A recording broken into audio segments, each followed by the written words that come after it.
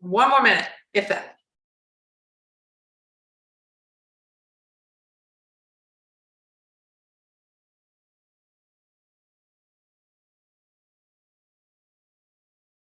Let's do it.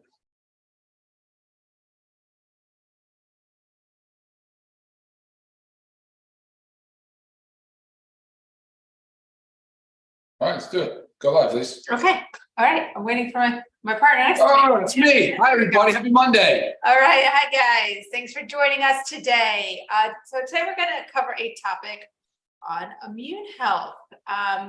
Feels appropriate as we're sliding into fall, leading into winter, when we all talk it to be the so-called flu season. Cold and flu season is upon us almost. Yeah. So I was just reading a little thing today, and I thought it was, I like the take on it. So cold and flu season is just something we call it, but it's not really like the cold and flu is not in season. What's going on is we have increased sugar intake, lack of outdoor sunshine, nutrient deficiencies, less movement, increased stress, and less than ideal lifestyle habits. Oh, that's year round. That are the season, and it makes us more susceptible to getting sick.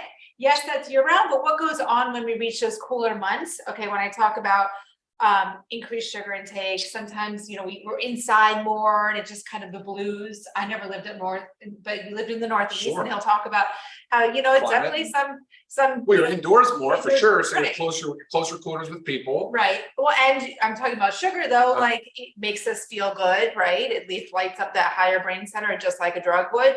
Well, there you go. So we're having more sugar. We're less time outside.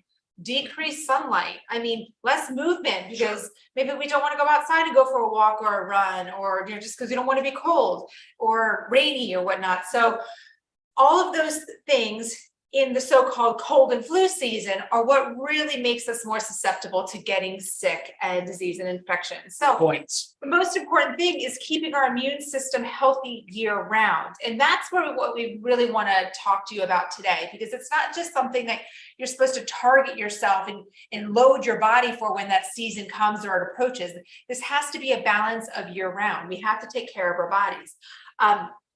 How do we do that? It's really maintaining adequate amounts of vitamins and minerals. It's very common that we hear of vitamin C and zinc. Those are wonderful, but there are so many more vitamins and minerals that really help support our immune system, such as vitamin A, the Bs, B6, B12, folate, yes, vitamin C, vitamin D, big player, E, K, copper, iodine, iron, magnesium, selenium. I mean, zinc, of course. It's a whole big list. So you can get all of that by supplementation year round. And like we say, how our supplements are designed to take every single day to supplement like a healthy diet and lifestyle, like that is key to it. It's doing this all the time. All of this will decrease our susceptibility to infections. On top of that, it's making healthy lifestyle choices, nutrient dense, balanced diet, regular supplementation, getting enough sleep, reducing stress. So really working hard on bringing that stress level down. And sometimes those yucky weather months can increase that stress level. So just working on ways to reduce the stress. Yeah, those are basically lifestyle. Did I say sleep? I think I said You definitely said sleep. Getting adequate sleep. Yeah. These are really, really, really big players. And of course, getting outside, fresh air, sunlight if you can. Oh yeah. But Ryan's going to go into kind of diving into some of the vitamins and minerals that I just discussed that are in our supplements. A couple ones that I didn't discuss, like antioxidants, medicinal mushrooms, and all that going on here. So I love everything you just said. There's so much packed in there. It's like I almost feel like we should like pause and kind of digest each one for a little bit. But no, look, it is about balance and harmony. It's an immune system. It's not a single organ or anything like that. Really, it does require, like Lisa said, year-round support and lifestyle measures through and through. Quick note though, as we age though, elderly populations have a little bit harder time. We see that in their immune response. We see that to vaccines. We see a number of different things happening in the in the elderly population, which requires a special attention. It requires, of course, more food, it typically a lot of times has to do also with inadequate nutrition. There's a lot of micronutrient deficiencies, so vitamins and minerals, like you mentioned, in our elderly population. And lack of So movement as we age. lack of movement, lack of socialization, and there's a lot of different things going on there. But there's something about the harmony and balance that I want to highlight. And when we talk about immune health, there's an acute response, there's a chronic response, but really it's something that a lot of people ask about, and it's autoimmune disorders, autoimmune diseases.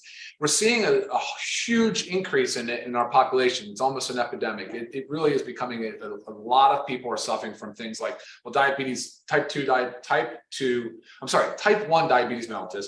You have psoriasis, rheumatoid arthritis. You have a lot of these different diseases that are showing up, and it's really, it's a function of, we're not exactly sure what the cause is, but it's a function of an elevated immune response. And what is it? So what your body actually does, your immune response, is it attacks its own tissues, Yeah. its own tissues. Yeah, it doesn't the recognition, there's something wrong with the recognition, whether it's a virus, whether it's a bacteria, whether it was medication or some type of toxin, some environmental exposure, something had triggered the body to be put on this heightened response and not recognize normal healthy tissue.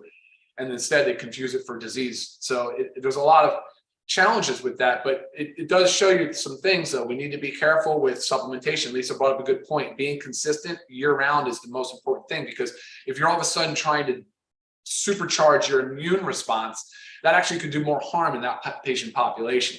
It's not ideal for them. But again, maintaining all of the support mechanisms to increase our body's immune response, that is the right way to handle it, for sure, for sure. All right, so real quick primer on our immune system, which I think is super important. We do really basically have two types of systems going on. There's an innate and an adaptive. The innate is just what our body, natural immunity, it's just what our body possesses.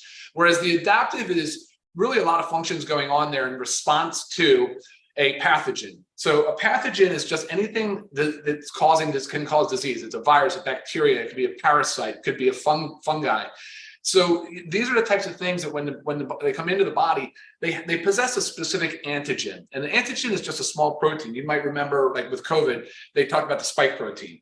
So a virus can have a notable antigen or a protein that the body recognizes and has this adaptive immunity response to. So all of a sudden it's firing up their B cells, their T cells, it's recruiting other inflammatory mediators, things to attack the infection and neutralize it and get rid of it. So, obviously supporting our immune system is of the most important thing that we can do, but recognizing that this system is in place and trusting in it. And I want to let people know that I firmly believe that socialization is the best thing that we can do for our immune response in a way, because we're exposing ourselves to a lot of these pathogens. Now, I'm definitely not suggesting that we go out and purposely get around people that are sick. That's not what I'm saying. But if COVID might have taught us one good thing, it was like, when you guys are sick, when we're sick and not feeling well, it's time to stay home. It's time to not go out in public. But I don't want people to be scared of socialization and being around people, especially in cold and flu season, because you can see that it can actually do more harm than good.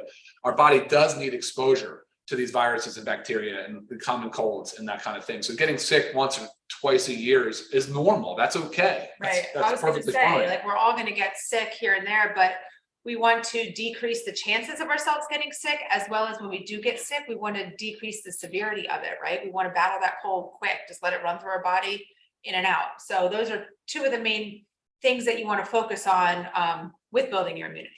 Yeah, absolutely. Again, you can't prevent it. We're all going to get sick. So there's three main things. There's a pathogen. So there's a bacteria, virus, or whatever.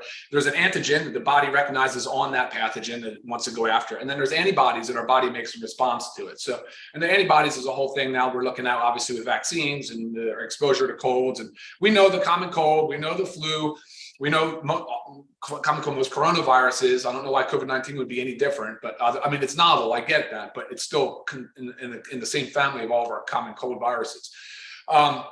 There's not much you can do. We're trying to do something that's never been done before, really, on a coronavirus. But for the flu side of things, they come out with this new vaccine every year, trying to predict what the main circulating strain is going to be. So at the same time, though, our bodies are equipped to handle these things. And the people that are not well equipped are the sick, are the people that really do have to worry about things. And those are the types of things Lisa talked about. So we've got to maintain healthy body composition. We've got to maintain good socialization. We've got to manage our stress, our sleep. We absolutely have to be exercising. We've got to be moving our body. And probably most important than anything else is just eating a well-balanced, nutritious plan. So something that's high in antioxidants, high in phytonutrients, the plants that are under the rainbow, high in lean meats, lean protein, healthy fats. So there's no one diet, there's no one supplement, and none of that's going to do anything, but we really have to combine all of these things into one thing. And so Lisa was talking about supplementation is so important because it does. Supplements play a huge role in our immune system. Of all the antioxidants, I know vitamin C and zinc get the most attention, but there's so many other ones. There's so many other phytonutrients. And that's really important when we're start talking about supporting our immune system. So in the multis, of course, you have your vitamin A, vitamin E, vitamin C, you have your other antioxidants that are in there as well. We know vitamin, go ahead. We said, your B's. Oh, it has the B's, like B12, B12, especially in the elderly, has been shown to be, when they're deficient B12, that they have a difficult time with an immune response. The multi is loaded with great stuff. It covers you. It covers all. It's a safety net, right? Like I've talked about. Well, it's like, think about it. If you're taking just the average dose of your C and zinc on a daily basis, there shouldn't necessarily be the need to feel like you need to load your body with it if it's constantly maintained. If you are preventing the nutrient deficiencies in the first place, if you're not deficient, you should be good to go. So that's the goal of taking it every day. Yeah, and also don't forget, abstaining from like inflammatory foods is a really important part of this whole thing. That was the earlier thing I said. I couldn't remember where I was going with it, but it was acute versus chronic. Like, yes, the body gets scrapes, colds, broken collarbone, like my little one just got. The body responds appropriately, and then the cells disappear. Basically, they go away, and then they're everything back to normal.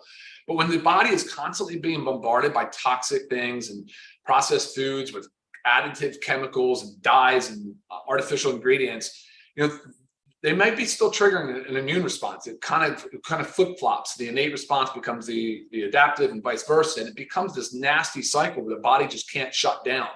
And that chronic immune response is so persistently elevated. And the problem with that is our chronic inflammation. Just gonna say, yep. All that inflammation hurts. It's painful. It's somewhat dangerous. Like even when we get a cold, like, oh, we know we're running a fever, and we're happy to have a fever in a lot of ways because we know our immune system is working and it's doing its job. But at the same time, those killer T cells are penetrating cells. There's collateral damage. They're tearing up normal, healthy cells in our cellular function. So there is a lot of damage. So we don't feel good. We don't feel well. It's not just because our immune system's on overdrive. It's also because our normal tissues are becoming subject to you know, whatever, the battle, I guess you could say. So with that chronically elevated inflammation and exposure to crap foods and poor ingredients and just bad stuff and too much alcohol and cigarette smoking or just toxic levels, really anything, environmental stuff, work-related, your body just can't shut down. It's just stop. It's in hyperdrive all the time. Right. You know? So leading into the nutrients, you know, Ryan had mentioned the multivitamin. So I could just say right here, our daily essentials pack, right? Our vitamin D, our magnesium, and multivitamin, crucial to take every single day. Crucial. As well as your factor 4. This is to keep that inflammation down. Free fatty acids. Yeah, I mean, so much research on your omegas and your curcumin, the help of the CoQ10 and garlic. I mean, great stuff for your inflammation and therefore your immunity. For sure. Then you said the antioxidants, phytonutrients. That's the super reds and super greens. Like spirulina has been totally, yeah. And as you'll read in the ingredients in our super reds and super greens, these are not ingredients that you would get on a daily basis just from going to your grocery store. Correct. I mean, like Ryan said, spirulina, chlorella. I mean, there's matcha, dandelion, moringa leaf, aloe vera. I mean, you could go single it out from like a supplement store, but you get this all in one here. Same thing like aronia berries, hawthorn berries. You don't go to your grocery store and source those. Super, super dense in nutrients. Nutrient dense. Very important. Yep. You also have the antioxidant load in the coffee, but you also have the medicinal mushrooms, which are really proven to support immunity. So I mean, this right here, the whole package here can really, on a daily basis, again, boost and support your immunity. It absolutely can. Body composition, going back to that, people that are overweight or obese, there's so much inflammation that fat cells just aren't doing the same job that the muscle cells and some of the other healthy tissues are doing. So again, lean body mass. So protein intake has to be up, consistently up. And we don't have that on the table right now. Right, I was going to say we should bring it all out. But it is so important, guys, to have this lean body or this healthy body composition, because again, that just excess body fat is not doing you any favors, especially your immune system, not doing any favors. So I think that. Yeah, let's see if there's any questions. Yeah, for sure. For sure. Mm-hmm. Mhm. Awesome. All right. Well, for the first time, not many questions, Not too many. but which is also a cool thing because I feel like you're understanding what's going on, and we always direct, or we only answer the questions that pertain to the topic that we're discussing on our Monday. Other questions can be emailed or left for our Q&A, which again is the last Monday of every month. But just remembering, guys, the importance of keeping your immune system strong and knowing that it's really shouldn't be focused on just the cold and flu season. This is a year-long thing that we need to take care of our body to prevent things when we're at a heightened risk for cold and flu, right? Our bodies are strong and they're equipped and they're ready to attack it. I think that's it, Lisa. Yeah. We did good. 15 minutes is what our goal is. Awesome. I like it. All right, guys. So let us know if you have any questions. You know, you can email us. But thank you so much for coming in today and watching our Zoom on immune health. We'll see you next time.